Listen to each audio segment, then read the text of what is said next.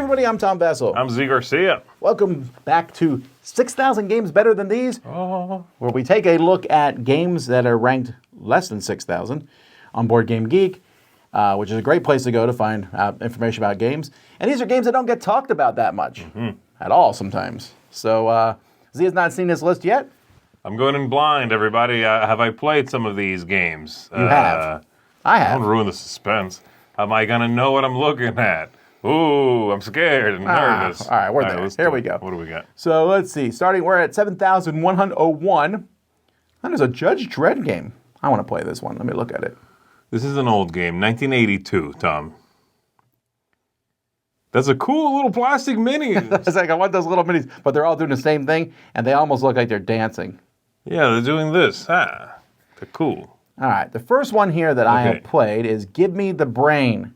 This is one of the classic cheap-ass games when it first came out, the James Ernest ones. Did you ever play it? I don't think I've ever played this one, no. It had something to do with playing the... It's been a while since I played it. You're passing a brain around, taking a brain, and you have to play a lower number or a higher number than everybody else. It's not worth your time. They've reprinted it quite a bit, though. They have. It was re-implemented by Give Me the Brain Super Deluxe Edition in 2015. With color and, better quality cards, I'm sure. Alrighty. The Table is Lava. That's pretty new. I've heard some good things. It's one of those that you can find easily. Have you played this? No. Yeah, me neither, but I don't like games where the cards are meeple pictures. You hate that too. Yeah, I do. I also don't like cards thrown haphazardly on a table, so. All right, here we go. This is one that I don't think you ever did get around to playing this one, I never did play it, no. Unexpected Games has very few games. I really should play them all, but I haven't played this one. Yeah, so this is Rodney Smith. It's not Rodney. Every time I see it, I think Rodney Smith is the guy. It looks just like him. You're on trial, and you are part of someone's brain, and you are trying to get things to your side. So the different aspects come up in trial, and so you're trying to make this guy react a specific way, but it has that whole plinko push stuff off. It's an area control, and then if your stuff falls off, you're no longer controlling that part of the brain. So it just seems weird and wacky. It's weird and wacky, but I thought it was a lot of fun. Robotory is a tug-of-war robot game. I think I might have played this one. Not that edition. That looks cool, but the sort of black and white, really basic one. I think I've played it. An abstract strategy game. A two-player game. I barely remember it. But I remember enjoying it, and that's about it. Yeah. All right. Well, what about Neoville? Neoville I've played. This is a Phil Walker Harding game, right? This is over the buildings. Yes. Oh, you were just talking about this one. I was just talking about this game a couple days ago as we discussed another Phil Walker Harding game. I really dislike this one. I think it is very soulless. I agree that it's soulless, but I think I liked it enough. Yeah, I gave it a 7. I just like building the buildings in the tower, but you're right. They're all different heights, where you can build them, and things like that. You may be winning that battle for the fact that I had to go look at the pictures, remember exactly what the game was, and it's only a few years old. I just remember it being, just sort of, I didn't like it. Cambria. Eric Vogel game, okay. Interesting. I've never seen this one. He makes very minimalistic games. I like some of his stuff. I did not like this one. I gave it a 5. That's all I can remember. This one I haven't given a rating to. I don't know why. Gap. I give Gap a 7. Gap's a fun little game where you're trying to leave the largest gap in between cards. Yeah, Gap is neat. In this one, you're collecting cards, basically. You play, and then that card might get you some other cards. You're trying to, have specific colors, specific numbers. Every card is foil, which is a crazy-looking thing. The first time I opened this, I was like, wow. Every card is shiny in this game. I think it's a good family game. Yeah, I thought this one had done better. I would have expected it to be higher. Dark Horse, I believe. I don't know what this is. This is from Bombix.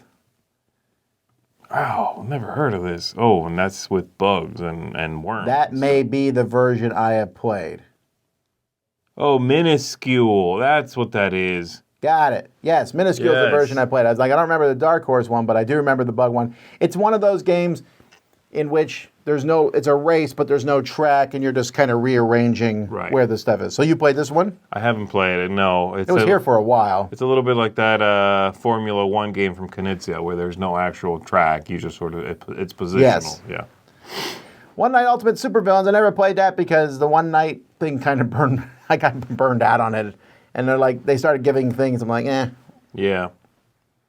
Magic the Gathering Explorers at Ixalan. Didn't you play that one? Yeah, so this comes with 4 decks of cards, pre-built decks, but then it also has a board game component. Kind of looks like Catan, in which you can spend mana, as you would in Magic the Gathering, to flip over tiles and get abilities. And the closer you get to sort of the inside of the island, the more powerful they get. How much did you like it? Yeah, I like it. It's interesting. It's kind of like a lateral move from Magic. You're still playing Magic the Gathering with a board. And the factions are neat. You have pirates and dinosaurs and like vampires, I think is one of them. So you're doing this, it's on Ixalan, which is one of the planes, one of the places that Magic goes to. It's neat. I wouldn't necessarily say, oh, it's the Magic the Gathering board game. It's the card game with a little something extra on top. Well, here's a game almost everyone watching has played at least one point in their life. Apples. What a crazy number to be at. Like 7,100, because if you went by sheer popularity. Oh, my goodness. But also, a lot of the most popular games in the store are at the very bottom of Board Game Geek. This one's not. And because I think I like it. Every time I mention it, people are like, oh, I'm so sick of Apples. But when's the last time you played it? It still works really well. Yeah, it's been ages since I've played personally, but you're right. This is a great game. It works well. This came out when you were in easy. college, probably, or somewhere close to there. Probably. When did it come out? What's the year on it? I think it's 2001. No, 99. 99. So that's a little bit before that. Yeah, around that time. When you were in college, did this game get played? Because I remember it was played everywhere for a while. I don't think I remember playing at college, but I remember it being very popular. This was, Apples to Apples. Creepy Canadians.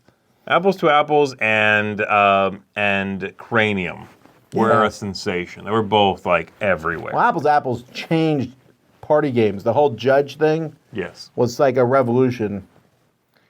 All right, Buried Treasure. This is a game that did not do particularly well from Restoration Games, and that's mostly because this game is float away light. It's almost, it's one of those games where I think sometimes that they printed it because they wanted to make the title Buried Treasure. I haven't played this one. What was the original game it Buried Treasure. Oh, it's called normal, Buried Treasure. Yeah, pretty. Is it a Sid Saxon game, it says?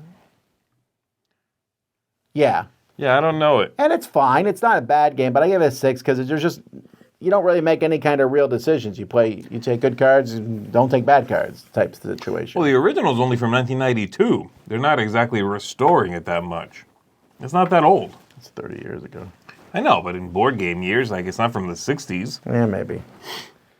Avant-Garde. Carde. It's another joke title. Come on. I like this one a lot, actually. This is, you played this one, where you were trying to, each round you play all your hand, and you try to make a run where they match by, you're basically playing your own little game of Uno. Right, color, number, color, yeah. So the longer you get, that's the money you have, so then it's like Uno, the deck building game, sort of. Yeah, this one, I did not remember it from the title and the cover, Avant-Garde. I remember the thing folding out. Yeah. That was really cool. And yeah, I enjoyed the game. It was a weird little small game. I liked it. It was a strange concept. Well, that's this company, Resonum Games. They always do strange concepts. They're Mechanica, Monarch, Visitor, Blackwood Grove, Phantom Inc. They always try something outside the box. And I thought this one worked for them. They have a couple of games I really do like. The Phantom Inc. being my favorite. That Siggil game I've played. Oh. So Siggil has a mechanism which is kind of like a Seven Wonders Duel, in which you can set up all sorts of patterns that they come in the rule book with, and you are going to pick up a card and the ones underneath it are revealed. And it's a little set collection-y kind of thing. Oh, that's a weird one. The Demon Eye one? Yeah, what is that? I haven't seen that. So anyway, you're picking up cards, putting them in your hand, but some of them are the main spirit and they're released, and you can play a set to collect them. somebody can steal it away from you by playing a stronger set. It's a fun little game. Lovely artwork. Tiny little package. That stealing the set sounds like Crazy Chicken. It's a little like that. Yeah, Okay. It's a little like that. All right, then we got Camp Pine Top. Oh, what is this? Oh, this is so this is a game in which you are collecting cards to get badges. I like that. I like the look of that. Yeah, the artwork's right. I'm trying to find a picture of the game itself. You're just moving around the board, collecting badges and getting your merit pins, and they give you special abilities and things like that. I thought it worked pretty well. Huh. Haven't heard of that one. Here's another very popular game, Scrutineyes. Oh my gosh. Yeah. I loved this game when I was a kid because you just had these pictures, well, okay, show me the picture, not people looking at the pictures, but they look like this. They're like a Where's Waldo picture of sorts. Yeah. And then you're all writing down something you see in the picture that starts with each letter, but you want to write something that someone else did not write down. That's the game. It's fun. It's basically based on these pictures. I know some people don't like it, but I've always found it to be fun, just to look at the pictures themselves. There's another game, I think, Scrutinize, and there's Visualize. It's easy to get these games mixed up. Maybe that's what I thought it was when I first saw it. Visualize has dice. Yes. Alrighty, well, a bunch of war games here in the middle. Octopus Garden, you ever play that one? No, I played that Element game, maybe the first one. Element Silver. I don't know about Silver, but Element came out from Rather Dashing. That's right. This is the one I've played, and I guess it got re-implemented. It was an abstract game. You have these people, and one's water, one's fire, and each of those elements on the board behaves differently. So you can make little paths with the water. You can build out the stone walls. I forget exactly how they all function, but it looks like Go. It's really more kind of lighter and a little sillier, a little simpler than that. But it was a neat abstract game. It just adds another color. Okay. Silver. There you go. It's not bad. Kind of went nowhere, unfortunately. Evil Dead 2, Army of Frogs. Oh, Army of Frogs is cool. That's from the Gen 42 people. They're the ones who did Hive. This is kind of like the the ugly duckling of the family. I do remember when this came out, people were like, it's not as good as Hive, which is basically the response. Right, because the original... Don't do a popular game for your first game. It ruins the rest of your... Yeah, Hive is tremendously popular. This was so simple. It still used that Bakelite stuff, which is gorgeous. I used to own this game. But then it was more of just making a big group. Wait, this doesn't look like Hive. Lunch. So the same. Actually, it looks like they're the same size as the Hive tiles. Yeah, actually. they're a tiny bit bigger. This was okay. The game suffered from, like you said, being a follow-up to a very popular, very thinky game, and this wasn't that thinky. So we got a lot of stuff in here. We got Unstable Unicorns, Tetris. That Havana game I've never played. But a lot of people have suggested it to me as a fan of abstracts. It's one of those I see at Essen a lot in the used games booths. But it probably comes in a box this size. You got to figure out how to get it back. First of all, I was like, this thin. It's one of those like really wide, really thin boxes. I'm like, I don't think so. It's from the 80s. Nothing good came out of the 80s. Nothing. Nick, this is a new game, right? It's brand new, yeah, 2023. All right, so we got a couple games here. One, Eternal Palace. This is that new one where this is essentially a Kingsburg type game. Okay. Where you're rolling dice, putting them out there. But the whole idea was to get these pictures that you put in front of each other. It's a cool concept. I like it. Unfortunately, the game's not as strong as, say, Kingsburg. Okay. But this whole idea of making this little picture by putting the different things in front was fun. And this game is old. 1962, Harry's Grand Slam Baseball. See, there you go. That's a restoration type game. Well, this was actually remade by Out of the Box. They just basically, I think that's the original box, and then they put it in like a little tin. Yeah, I talked a little bit. I want to say this is based on an even older game. Designer Harry Obst. No, I interviewed him, so it can't be that old. I mean, he was still alive when I interviewed him then. Yeah. Problem Picnic, Attack of the Ants. So let's take a look at this one. Oh, this is from Kids Table Board Games. This is one of their first games. It's a small little. Yeah, I don't know It's that a one. Scott Alms game where you're throwing dice on, and the dice have a number of ants on them. Uh-huh. So the bigger dice can push around the little dice, but they have different number of ants on them. It's a fun little kids game. So is it like literal dexterity? There is some dexterity to it, yes. Templar: The Secret Treasures. It's been a long time since I played this one. I wanted to like it more than I did from Queen. The idea of going through and opening doors and finding treasure and stuff, but It looks like a Queen game, boy. This game really doesn't get enough love. The Boldest from Sophie Wagner. I really like this one. I love the theming of this, where you have these like little people, and it's like in a futuristic world where you're finding robot parts. Really? Yeah. I know I've heard of the game because she had another very, very popular game, right? Yeah, she did Around the same time. Same time Noria. Yeah, Noria came out. It got a lot of buzz. And then The Boldest came out and didn't really get as much attention, I feel. I really like it. It's a little bit like a deck building, not quite a deck building game, but has that feel to it. I like Very the look. simple play. Yeah, I have this in the library because I think it's a good one. We should I put might that have to, yeah. Catch-a-palooza. Okay, I might have to play that.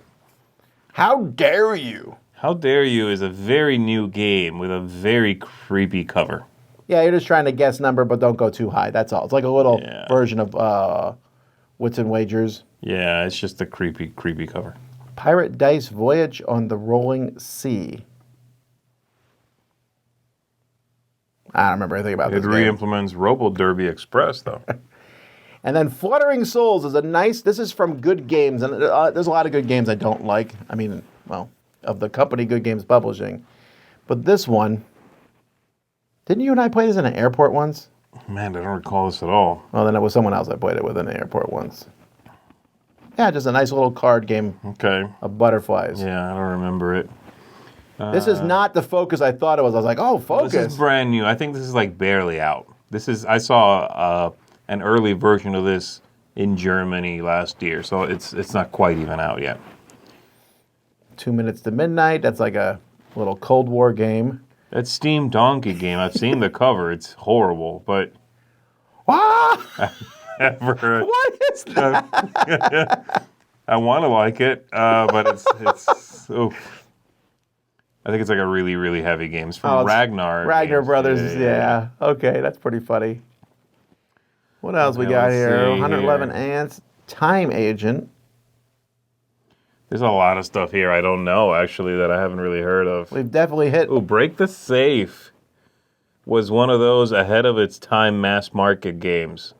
You ever play this? No, but it looks fun. Yeah, it came with this electronic component in the middle. You were kind of moving around. It had a real, it's like a Ghost Fighting Treasure Hunters feel a little bit. Okay. Yeah, and it had a neat break into places. There's a dog and a guard walking around. Is it a cooperative game? I don't recall. I think so, or I don't remember. I used to own it. It's been ages. A game of teamwork. Yeah, there you go. I guess it is. Anyway, you'd roll the dice. The dog and the guard would move around. You'd need gear and tech to go into the thing and break into the safes and steal stuff. I remember those little 4 plastic things. You slot them in there as you pick them up, and then when you did them all, then you broke the safe. Yeah, it was neat. It's Man, a as a roll kid, and move kind of thing. As a kid, I was, would have loved that. yeah, I picked that up like at a KB Toys ages ago. You know, I used to own it. It's been so long, but I remember I have fond memories of it. All right. Warband Against the Darkness. This is a game that I enjoyed a lot when it came out. It had such a weird feel to it because it doesn't look very interesting at all. But you are slowly recruiting these war bands, and then you get certain things. It looks so dry and looks so drab. But doesn't this have a real-time element to it? I thought it did. No, you're thinking of a different game. Okay. This one was just about kind of upgrading to get, you want a lot of little warriors, or do you want to get bigger, better warriors in your war band? Okay, that's cool. Let's see. Harsh Shadow. Zongi, Rise to Power, and Duck, Duck, Go. Zongi is a game from Eagle Griffin Games. Oh, yeah, you had these half tiles that were different colors. And Yeah, I never played that one. Rise to Power. This is from Ape Games. Whew, 10 years ago, this is one I'm not remembering much at all. So let's just pretend I remember it. Yeah, no. Duck, Duck, Go, yeah, sure. This is a Robo Rally style game where you're programming, you have ducks in a bathtub. This kind of put ape games in the map. And for a while, at every convention, he had ducks you could buy. You could just go in there and buy ducks, and people bought them. Yeah, because it was kind of a little bit of a collectible thing. You could get different kinds of ducks and just put them in the game. They didn't really do anything. They were just... Nope. You went around the bathtub. Yeah, it was programming. All right, just a few more games. Look at that. Los Banditos is a 2-player Knizia game. It's kind of... let me see. Show me a picture. I'm trying to remember if this is the one that's basically... Yeah, this is a dice version of the tug of war game. Not Lost Cities, but the other one. Unguarded? No, the one with all Battle Line. Battle Line, yeah. It's a dice version of Battle Line. It's a little simpler, but it's a little more... Oh, you're right. It says it right here. Re-implement shot in time. Yeah, there you go. So it's a little more lively. It's a little simpler, but it's a little more lively because you're rolling dice. You have to assign them. I think you reach in the back and draw 2, roll them, and then assign them. It's fun. I like it. And Kachina. I don't know anything about this one. This got remade by that Volushpa game with the tiles that came out from Stronghold. Never mind. I have played Volushpa. So this one, what's Volushpa ranked at? That's higher. Yeah, that's higher. It goes to show you. Yeah, okay, so I know how to play this. And you're basically putting out tiles, and you want to have at the end some of them, and in the middle, depends what tiles you're putting out. Or have abilities and stuff based on what's around them. Yeah.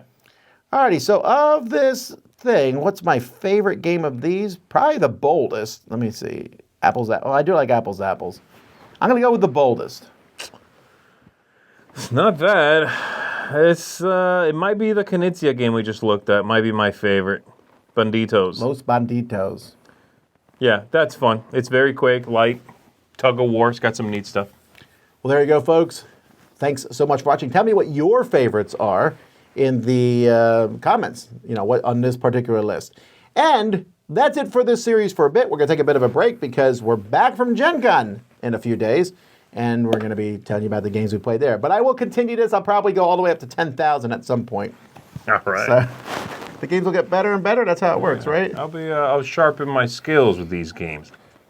Well, there you go, folks. Until next time, I'm Tom Vasel. I'm Z Garcia. See y'all.